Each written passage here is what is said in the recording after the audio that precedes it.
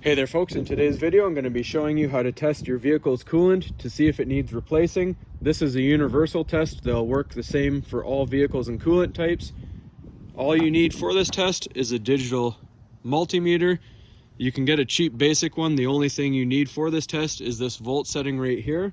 So once you have your multimeter, all you have to do is locate the reservoir on your vehicle, and you can find it by looking for the cap that is clearly labeled or looking in your owner's manual.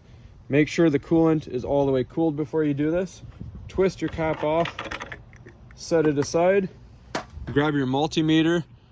You want to set it for 20 volts or less. Then you're going to grab your negative needle and put it on the negative battery terminal. And then your positive needle will be submerged into your coolant. And what you want to see, if you have a readout of 0.4 volts or less, your coolant is okay and you do not need to replace it. However, if it is higher than 0.4 volts, then you need to go ahead and replace it as soon as you can. So this is reading nice and well below the 0.4 readout here.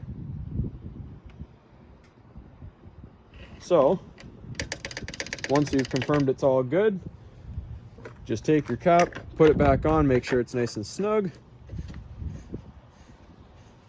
Wipe off your needles. And that's all there is to it, folks. Hopefully this keeps you informed. And as always, please don't forget to like and subscribe.